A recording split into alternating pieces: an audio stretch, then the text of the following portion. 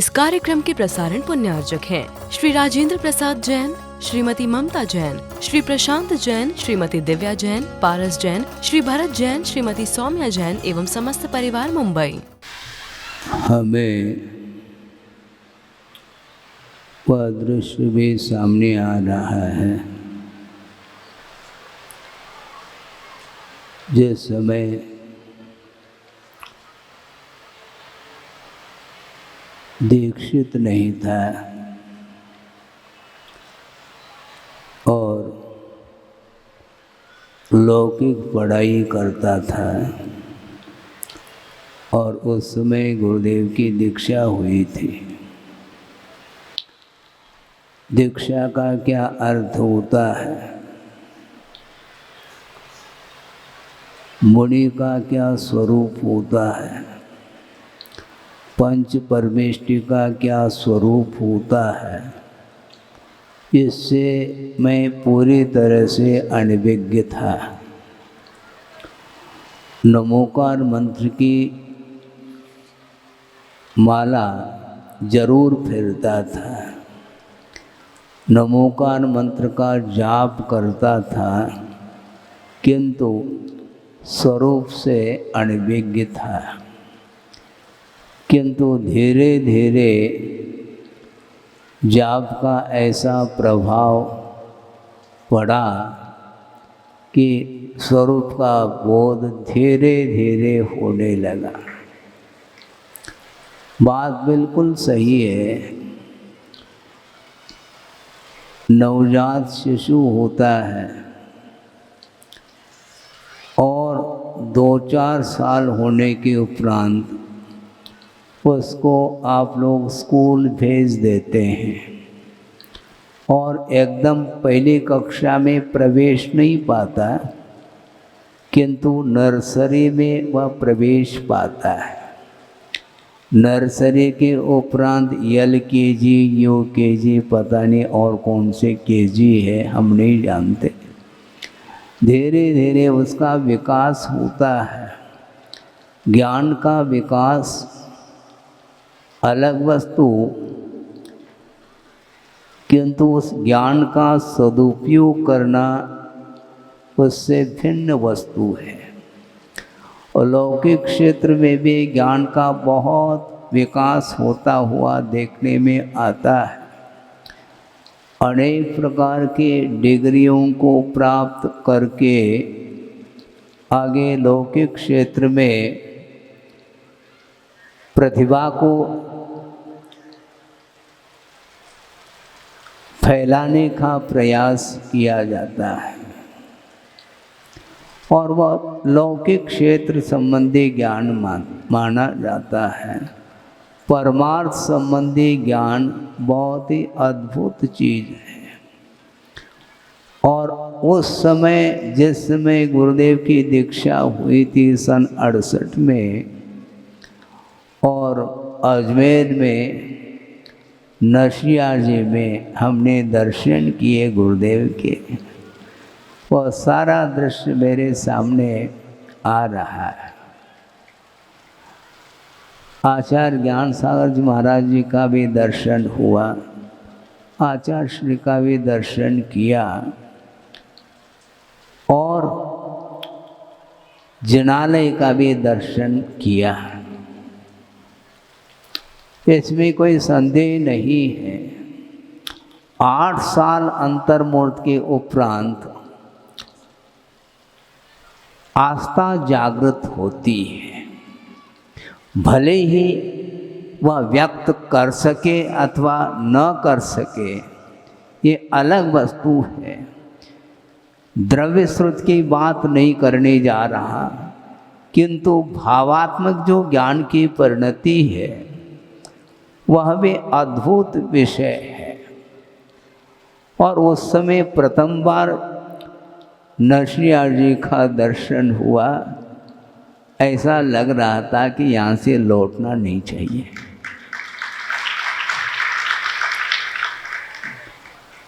ऐसा लग रहा था कि कहीं स्वर्गीय दृश्य तो मैं नहीं देख रहा हूँ। ज्ञान कुछ भी नहीं था, इसके उपरांत भी ऐसी अनुभूति उस उम्र में मुझे हो रही थी, व्यक्त बिल्कुल नहीं कर सका है, किंतु ऐसा लग रहा था कि वस्तुतः धर्म का यही स्वरूप है। और धीरे धीरे संस्कार बढ़ते गए, इसमें कोई संदेह नहीं है।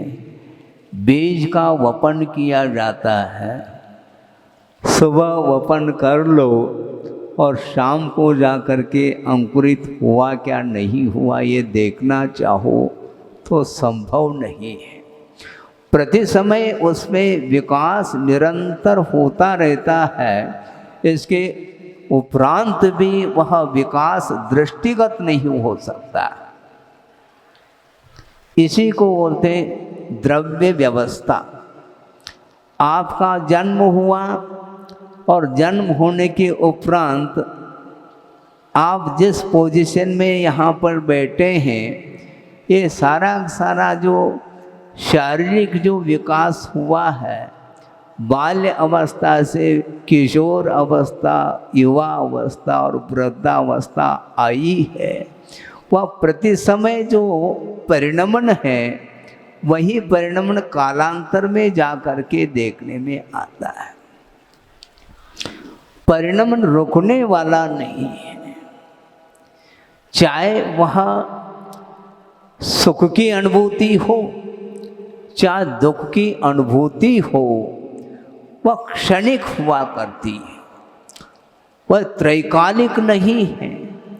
त्रैकालिक जो कुछ भी संवेदन होगा वह संवेदन नहीं हो सकता, मात्र ज्ञान का विषय बन करके रह सकता है। अभी 2-4 दिन पूर्व में चर्चा चल रही थी कि ज्ञान में और संवेदन में क्या अंतर है। हालांकि ज्ञान की परिणति है संवेदनशीलता, किंतु संवेदन और ज्ञान में बहुत बड़ा अंतर देखने को मिलता है। महाराज कैसे मिलता है हम बता रहे हैं। आपने अर्थात आप ही नहीं, प्रत्येक व्यक्ति यहाँ जो बैठे हैं वो भोजन करके ही तो बैठे, बिना भोजन के तो बैठे नहीं। तो भोजन करते समय जो आपको स्वाद आया है वह स्वाद अभी आ रहा है क्या? एट प्रेजेंट नहीं आ रहा है, किंतु स्मृति जरूर है कि हमने सुबह भोजन में ये मिठाई ली थी। ये ज्ञान का विषय बनता है, किंतु संवेदन जो होता है वह वर्तमान का हुआ करता है और स्व का हुआ करता है। तो संवेदन के प्रसंग में गुरुदेव ने पंक्ति दी है, वह प्रासंगिक आपके सामने में रख रहा हूँ। विगत सब विस्मरण में, आप ध्यान दें, विगत सब विस्मरण में अनागत कब मरण में ढल चुका, विदित नहीं है स्वसंवेदन यही है। स्वसंवेदन की बात उन्होंने की है, उसको लेकर के हमें इतना आनंद आता है। गुरुदेव ने जो भी लिखा है, किंतु बाद में लिखा है, पहला लखा है, ये ध्यान रखो। लिखने की बात बाद में आती है, जो संवेदन में बात आती है उसी को शब्द रूप दिया जाता है। पहला भाव भाषण होता है और उन भावों को अभिव्यक्त करने के लिए शब्दों का आलंबन लिया जाता है। इसलिए विगत सब विस्मरण में अनागत कब मरण में ढल चुका विदित नहीं, स्वसंवेदन ये अनंत काल से यह जीव आ रहा है, विभिन्न प्रकार के पर्यायों को धारण करता हुआ आ रहा है। अतीत का अनंत काल व्यतीत हुआ है, किंतु स्मृति बिल्कुल नहीं है। और अनागत भी अनंत काल यह चलेगा, किंतु किस रूप में परिणमन इसका होगा यह उसके भावों के ऊपर निर्धारित है। क्योंकि कर्म का जो अर्जन होता है वह बिना भाव के संभव नहीं है। और वो भाव, आत्मगत जो भाव है वह भाव मुक्ति के लिए भी कारण है, किंतु कुछ ऐसे भी आत्मगत भाव है जो अधोगति तक ले जाने में कारण पड़ते हैं। इसलिए अपने को भावों को सुधारना है। भाव कैसे सुधरे महाराज? हम सुधारना तो चाहते हैं, भाव सुधर नहीं पा रहे महाराज। सुधरेंगे, प्रयास निरंतर जारी रखना चाहिए। हम थोड़ा सा पुरुषार्थ करते हैं और घड़ी की ओर हमारी दृष्टि जाती है। प्रतीक्षा, निरंतर प्रतीक्षा में हम रत है, किंतु प्रतीक्षा में रत रहने की आवश्यकता नहीं, किंतु आत्मा में रत रहने की आवश्यकता है। दृष्टि हमारी इतनी बहिर्दृष्टि होती चली जा रही है, इतनी चंचलता है, उस चंचलता को हम रोक नहीं पा रहे हैं। बाल्य अवस्था में कुछ क्रियाएं होती हैं, उनको रोका नहीं जा सकता। क्यों? इसी का नाम बाल्यावस्था है। और ऑटोमेटिक बाल्य अवस्था व्यतीत होते ही समझ आती है, तो अपने आप को संभालने का वह प्रयास करता है। हमने पहले भी प्रसंग के अनुरूप कहा था कि खेल, खिलाड़ी और खिलौने, इन सब में परिवर्तन देखने में आता है। बाल्यावस्था में भी खेल खेलता है बच्चा, आंगन में खेल खेलता है और उसके लिए बहुत अच्छे वस्त्र पहना दिए गए हैं और बिल्कुल स्वच्छ वस्त्र पहना हुआ है, किंतु अपने दोनों हाथों से वह मिट्टी को अपने जेब में भरता है। क्यों? बुद्धि नहीं उसके पास। बुद्धि है किंतु विवेक नहीं है। ज्ञान से शून्य कोई भी जीव नहीं है, किंतु ज्ञान का विकास जो होता है वह क्रमशः विकास हुआ करता है। और बाल्य अवस्था जो ही व्यतीत होती है तो वह खिलौने पसंद नहीं करता और दूसरे खिलौने शुरू हो गए। खिलाड़ी भी बदल गया, खेल भी बदल गए और खिलौना भी बदल। इस प्रकार वह परिवर्तन होता रहता है। युवावस्था को व्यतीत कर लिया, वृद्धावस्था आ गई, अभी भी उसके खेल खिलौने छूटे नहीं हैं। वो अपने अपनी मेजॉरिटी में बैठ करके वह अनेक प्रकार के सांसारिक चर्चाओं में उलझा हुआ मिलता है, क्योंकि यह संस्कार ही इस प्रकार के मोहजन्य हैं। इन मोहजन्य संस्कारों को दूर करने के लिए ही अध्यात्म का आलम्बन लिया जाता है।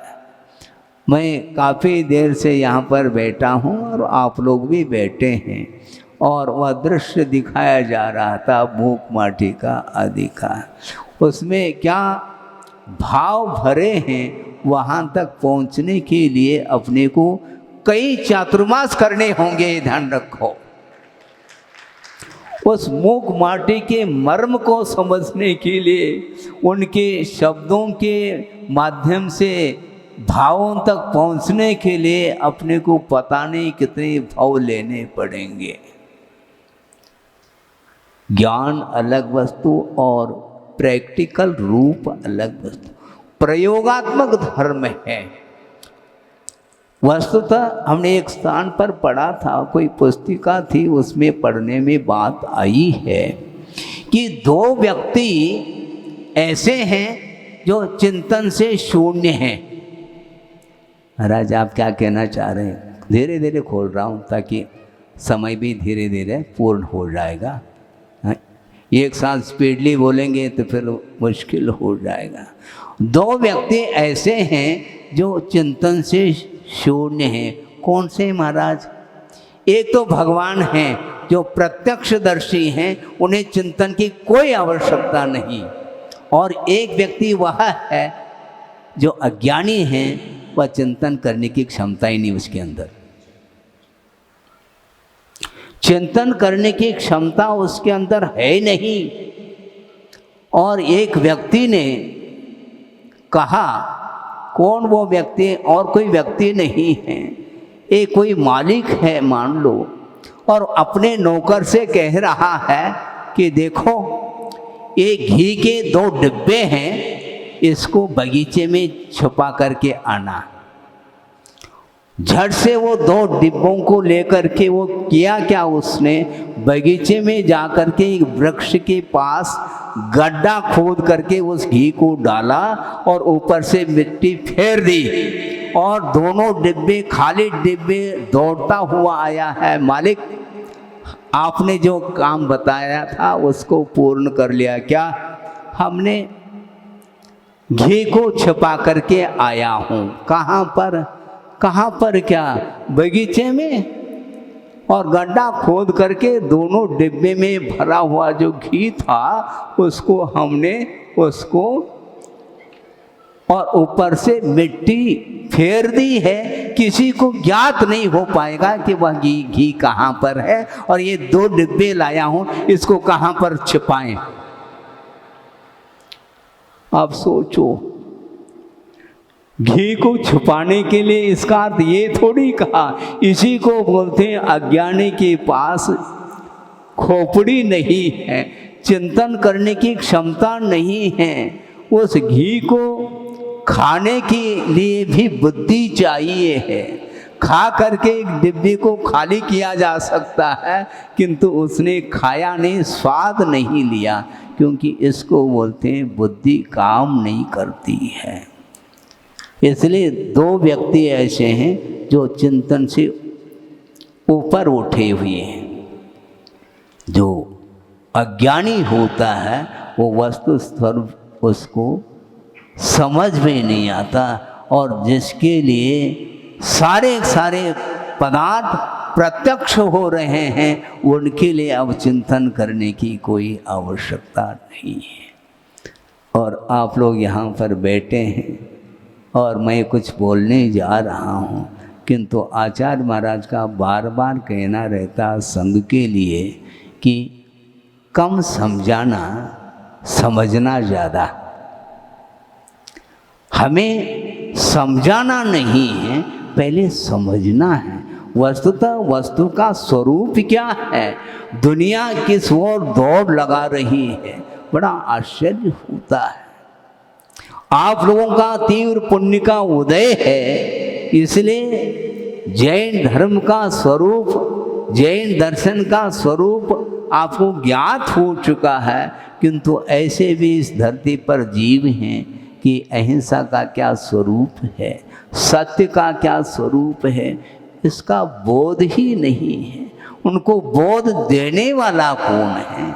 हम दे नहीं सकते, किंतु बोध उसी को दिया जा सकता जिसके अंदर संस्कार, धार्मिक संस्कार है। उसके बिना हम बोध दे नहीं सकते। पात्रता के ऊपर ही सब निर्धारित है। उपदेश सुनने की पात्रता जिसके अंदर है उसी को जैन धर्म के मर्म को समझाया जा सकता है, अन्यथा संभव नहीं है। चारों ओर भौतिकता छाई हुई है। उस समय भी हमने माहौल को देखा और वर्तमान में भी माहौल को देखा जा रहा है। जमीन आसमान का अंतर हमें देखने को मिलता है। ये क्यों? ये आधुनिक युग है, युग बदल गया है। हाँ, हमने कुछ दिन पूर्व में कहा था 2 पत्रिका जिसके शीर्षक थोड़ा सा अंतर को लेकर के, एक युग धर्म पत्रिका थी और एक धर्मयुग पत्रिका। दोनों पत्रिका भिन्न भिन्न। आप सोचो, विचार करो, युग धर्म और धर्मयुग कोई खास अंतर नहीं, किंतु पत्रिका का प्रचार भी तो करना है, तो शीर्षक के माध्यम से पत्रिका का प्रचार कर रहे हैं वो। आप सोचो, विचार करो, धर्म का प्रचार करो, पत्रिका का मत करो। महाराज, उसके बिना प्रचार कैसा होगा? आचार्य ज्ञान सागर महाराज थे, उन्होंने अपने जीवन में जो साहित्य का सृजन किया है, अद्भुत साहित्य उन्होंने सृजन किया। दीक्षित होने के पूर्व में उन्होंने संस्कृत में महाकाव्य लिखे हैं। जयोदय महाकाव्य जहाँ तक मुझे स्मरण में है, उस ग्रंथ में लगभग 3000 श्लोक के प्रमाण में वह महाकाव्य सामने आया है। इसी प्रकार के और भी दयोदय, सुदर्शनोदय, भद्रोदय आदि और भी लिखे हैं। ये सब संस्कृत निष्ठ काव्य हैं, जो कि विद्वानों के लिए भी अपने आप में एक चुनौती है। हाँ, और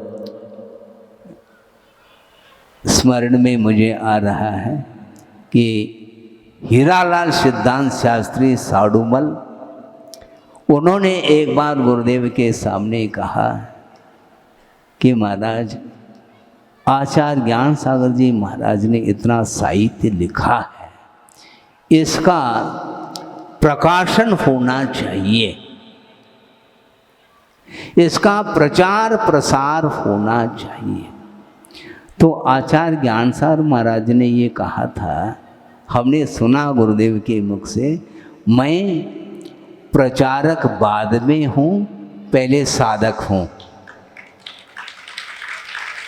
मैं साधक हूँ, बाद में प्रचारक। प्रचार क्या करना, आचरण में लाना ही वस्तुतः प्रचार प्रसार है। अपने जीवन में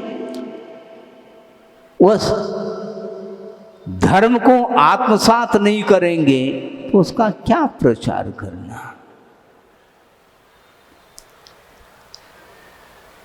पहले आचार्य महाराज कहा करते हैं, दिखाओ नहीं खाओ। दिखाओ नहीं खाओ, पहले खाओ, दिखा करके क्यों खा रहे हो। अपने घर में बैठ करके खाओ, फिर बाद में खिलाने की बात आती है तो खिलाओ, कोई बाधा नहीं है। किंतु मान लो बहुत पंगत बैठी है, हजारों की संख्या में है, मान लो भोजन करने के लिए बैठे हैं और उनको भोजन परोसना है, घंटों लगेंगे, तो परोसते परोसते कमर टेढ़ी हो सकती है। इसलिए अच्छे ढंग से पहले खाओ, फिर बाद में परोसते रहो, ऐसा उन्होंने कहा है। इसलिए संवेदन करना चाहो, धर्म का संवेदन वस्तुतः प्रचार करने से नहीं होता, किंतु आचरण में लाने से ही वस्तुतः जैन धर्म की प्रभावना होती है। इसलिए उस समय आचार्य ज्ञान सागर जी महाराज का दर्शन भी किया और आचार्य महाराज का भी दर्शन किया। और उस समय जहाँ तक आप लोगों ने देखा होगा, वहाँ से भी आए हैं, परिचय देने की कोई आवश्यकता नहीं, सोनी जी बैठे हैं।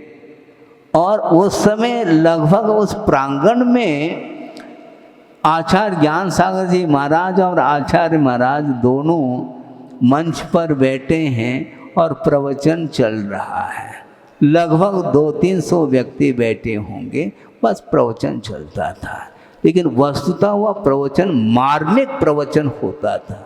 ऐसे गहराई के साथ तत्व चर्चा होती थी, वह बाद में मुझे ज्ञात हुआ।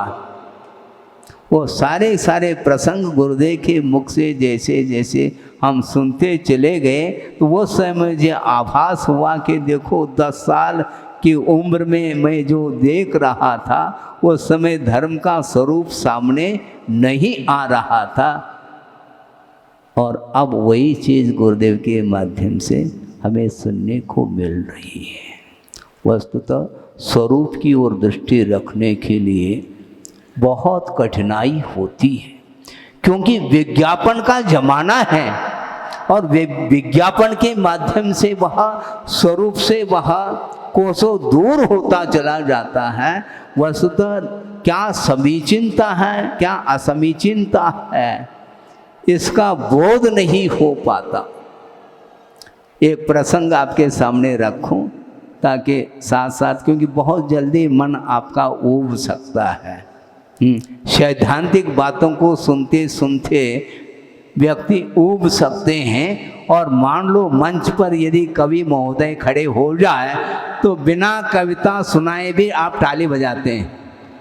अभी कविता काव्य पाठ तो किया ही नहीं, केवल उनका नाम उल्लेखित हुआ तो बस पूरी जनता, पूरी सभा, बस बाद में ताली बजाना था लेकिन पहले ही ताली बजाते हैं।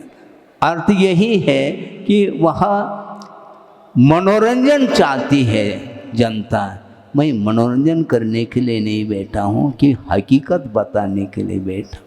वो ये है, एक व्यक्ति है जिसने अपने जीवन में पुण्य और पाप का अर्जन समान रूप से किया है। एक प्रतीकात्मक कथा आपके सामने रखी जा रही है। एक रूपक समझ लो, प्रतीकात्मक वह कथा है। एक व्यक्ति है जिसने अपने जीवन में पुण्य और पाप का अर्जन बराबर किया है और इसको लेकर के यमदेव भी संकट में पड़ जाते हैं। अब इसको कहाँ भेजा जाए, क्योंकि पुण्य और पाप बराबर, अब इसको भेजेंगे कहाँ पर? तो वो यमराज संकट में पड़ जाते हैं और उस व्यक्ति को पूछा कि तुम्हें बताओ कहाँ पर भेजे, तुम्हें स्वर्ग भेजे क्या नरक भेजे? तो उस व्यक्ति ने कहा ऐसा करो, हम पहले देख आए, हमें स्वर्ग ले चलो, पहले स्वर्ग की यात्रा करके देख लो कि वहाँ का क्या माहौल है, वहाँ का क्या कल्चर है, वो सब देख करके आ जाए, वहाँ का क्या एटमॉस्फेयर है आदि आदि। पहला हमें वहाँ पर ले चलो, फिर बाद में वहाँ पर देख करके ही मैं कहाँ जाना चाहता हूँ ये आपके सामने रखूँगा। वहाँ पर ले गए। जाते ही स्वर्ग का वातावरण एकदम शांत वातावरण था। सारे देवताएं या तो परस्पर में तत्व चर्चा में लीन हैं अथवा कोई ध्यान में बैठा हुआ है। कोई शोर शराबा कुछ भी नहीं, कोई हलचल नहीं, कोई मनोरंजन देखने को नहीं मिला। तो उसने सोचा कि यहाँ पर आकर के फंस जाएंगे, कोई मतलब नहीं, सब अपने आप में लगे हुए, एक दूसरे के प्रति कोई भी एक्टिविटी नहीं है, इसलिए यहाँ पर मेरा मन लग नहीं सकता कि। और उन्होंने कहा कि मुझे नरक ही भेज दो तो ज़्यादा अच्छा, पहले देख लो, पहले देख ले कम से कम नरक की क्या हालचाल है, देख करके आए तो फिर बाद में कंपेयर करके फिर हम आपको बता पाएंगे। तो नरक ले गए। यह प्रतीकात्मक कथा है, कोई नरक भेज नहीं रहा है, न स्वर्ग भेज रहा है, अभी तो अपन धरती पर है। और वह नरक का दृश्य दिखाया उस यमराज ने, तो वहाँ पर उसको लगा अरे वहाँ पर क्या है। वहाँ पर जाते ही एक नारकी ने क्या किया, मारकाट नहीं, यही तो मज़ा समझना है यहाँ पर। वह मारकाट कुछ नहीं देखने में आया और एक नारकी उठ करके वह एक प्याला जो शराब का था वो ला करके रख दिया और एक नारकी ने उसको डांस के कक्ष में पहुंचा दिया। हाँ ये ठीक है, लोगों ने फिजूल ही नरक को बदनाम कर रखा है, हमें तो स्वर्ग की अपेक्षा से नरक ही जाना पसंद है। इस प्रकार वो सोच रहा है और यमराज के सामने बोलता है क्यों, क्या डिसाइड हुआ? यमराज बोल रहे हैं हमने बिल्कुल अच्छे तरीके से डिसाइड कर लिया है और पूरी तरह से निर्णय तक हम पहुंच गए हैं। हमें स्वर्ग जाने में कोई सुख नहीं मिलेगा, हमें नरक भेज दो। देख लो एक आध बार और पुनर्विचार करके। नहीं, हमने पूरी तरह से विचार कर, यमराज बोल रहा है कि देखो, इसलिए कह रहा हूँ क्योंकि एक बार मैं तुम्हें भेजूंगा फिर वापस नहीं आ सकोगे, ये ध्यान रखो। हाँ, कुछ भी हो, हमारा निर्णय हो गया है, पक्का हो गया है। पहले शादी होने के पहले क्या करते हैं? पक्का करते हैं, फिर बाद में शादी करते हैं ना। ऐसा ही उसने पहला पक्का कर लिया। उसने कहा कि और बेफिक्र हमें भेज दो नरक, और भेज दिया। तो जाते ही उसने सोचा, अरे ये क्या हुआ? जिस नरक को मैं देख करके आया था वह दृश्य तो बिल्कुल नहीं है। ये यहाँ पर तो वही मार काट दिख रहा है। आपस में जिस प्रकार कुत्ते लड़ते हैं, एक दूसरे को खाने के लिए दौड़ते हैं, खूंखार होते हैं, उसी प्रकार ये सारे सारे नारकी दिख रहे हैं। मेरे साथ छल किया गया है यमराज ने, ऐसा वो बोल रहा है। यमराज को ही बोल रहा है, आपने ठीक नहीं किया मेरे साथ व्यवहार। क्या नहीं किया? हमने जो पहले देखा था और आपने दिखाया था वह दृश्य बिल्कुल विपरीत देखने में आ रहा है। विपरीत कुछ नहीं, सही तो यही नरक है, क्योंकि पहला जो देखा था वह मात्र विज्ञापन था, ये ध्यान रखो। हाँ, तालियां बज रही। पहले जो दृश्य दिखाया तो तुम्हें वह मात्र विज्ञापन था, और विज्ञापन में तुम लुभाव में आ गए तो मैं क्या कर सकता हूं? असली नरक तो यही है। प्रतीकात्मक कथा हमने पढ़ी थी। हमने सोचा कि आज अच्छा प्रसंग है, क्योंकि ड्रामा तो सभी कर रहे थे, हम भी थोड़ा सा भाग ले लें।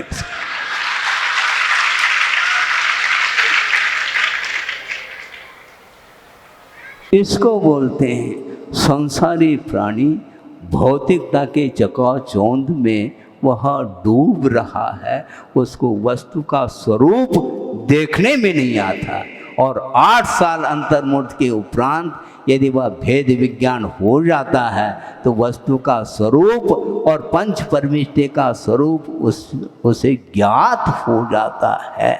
सोचो, विचार करो। और वही दृश्य हमने देखा था नरसिया जी का, और अयोध्या नगरी, वह सब देख करके आए हैं। दोबारा देखने का अवसर नहीं मिला, लेकिन अभी भी वह स्मृति का विषय बना हुआ है। ऐसा लगता है कि अभी भी मैं देख ही रहा हूं। वो बेजोड़ कृति है। वो इस प्रकार का दृश्य हमने कई मंदिर देखे हैं। अन्य मंदिरों की मैं कोई समीक्षा नहीं करना चाहता, वो अपनी जगह महत्वपूर्ण है, किंतु इसकी तुलना में मुझे और कोई मंदिर देखने को नहीं मिला था। बनाने वालों ने कितना पुण्य का अर्जन किया होगा। सात से पुण्य के उदय के बिना इस प्रकार की संपदा का सदुपयोग न भूतो न भविष्यति। पक्की बात, क्योंकि पुण्य का अर्जन करना बहुत आसान है। हमने पहले भी कई बार प्रवचन के दौरान कहा है कि पुण्य का अर्जन जो होता है वह कषाय की मंदता के माध्यम से बहुत जल्दी पुण्य का अर्जन होता है। और पुण्य के अर्जन के कारण संपदा मिल सकती है, वैभव मिल सकता है, किंतु उसका सदुपयोग करने के लिए सातशय पुण्य के बिना संभव नहीं है वो।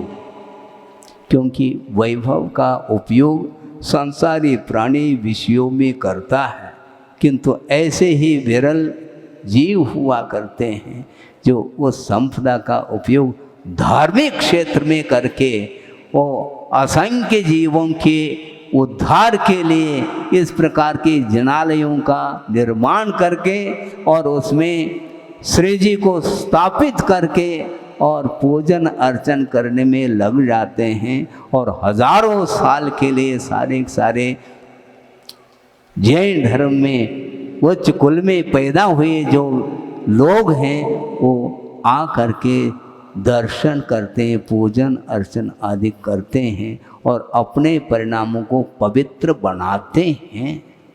इसलिए हमें विज्ञापन से डरना है, यह ध्यान रखो। विज्ञापन के माध्यम से बहुत जल्दी हमारा पतन हो सकता है, क्योंकि डेकोरेट करने से व्यक्ति बहुत जल्दी आकर्षित होता है।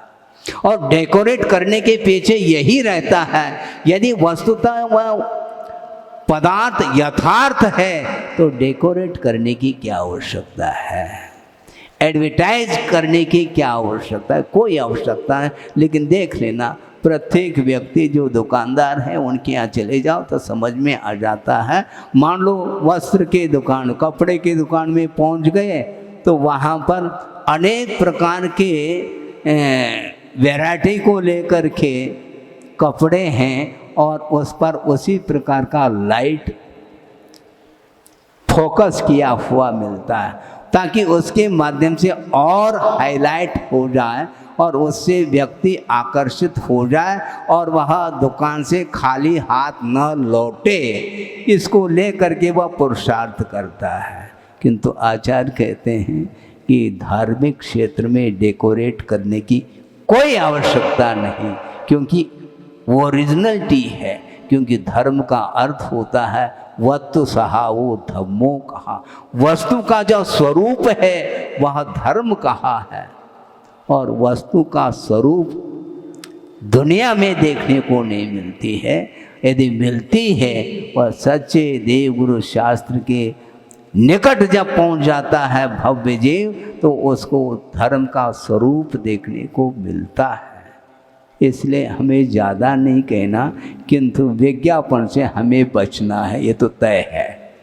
बहुत जल्दी यहाँ तक कि आचार्यों का ये कहना है, ये अपने आप को मत मानो कि मैं चिर दीक्षित हूँ। चिर दीक्षित होना अलग वस्तु, किंतु कभी भी वह साधना समाप्त हो सकती है। इस प्रकार का आकर्षक संसार में पदार्थ चारों ओर देखने को मिलते हैं, उनसे निरंतर बचते रहियो, ऐसा कहा है। हाँ, दृष्टि नासा पे धरे हैं। भगवान की नासा किस पर है बोलो? दृष्टि नासा पे। और गुरुदेव ने इसका अर्थ निकाला था कि दृष्टि नासा पे न आशा पे। आशा की ओर दृष्टि नहीं, किंतु सारे जो बाह्य वस्तु हैं, जो पांच इंद्रियों के जो विषय हैं, उस ओर दृष्टि नहीं रखते हुए नासा दृष्टि रख करके यदि आप मन को स्थिर करते हो तो निश्चित रूप से आत्मा का दर्शन हो सकता है। इस कार्यक्रम के प्रसारण पुण्यार्चक थे श्री राजेंद्र प्रसाद जैन, श्रीमती ममता जैन, श्री प्रशांत जैन, श्रीमती दिव्या जैन, पारस जैन, श्री भरत जैन, श्रीमती सौम्या जैन एवं समस्त परिवार मुंबई।